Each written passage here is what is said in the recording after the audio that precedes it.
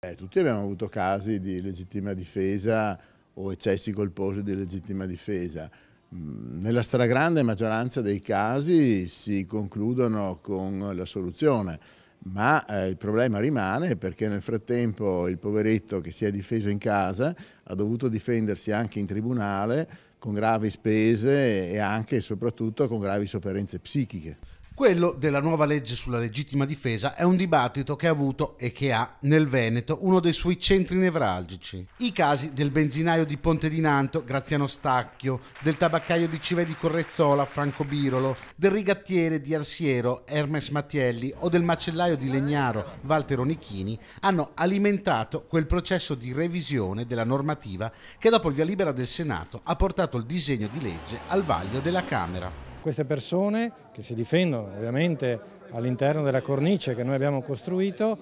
potranno sapere che avranno a loro fianco uno Stato che li aiuterà dal punto di vista economico e che impedirà ai delinquenti e ai parenti di questi delinquenti poi di ottenere anche il risarcimento del danno. Se la nuova legge ha attirato le critiche di chi paventa il rischio di un nuovo Far West, non mancano le osservazioni di chi, al contrario, la reputa troppo leggera. Una legge buona ma insufficiente, perché noi avremmo voluto un cambio epocale, cioè dalla legittima difesa passare al diritto di difendersi, perché quando lo Stato è assente ci deve essere la possibilità per il cittadino di avere il diritto a casa propria, nei propri uffici, nelle proprie attività, di difendersi senza che nessuno possa poi accusarlo. Questa legge è un passo avanti ma non sufficiente.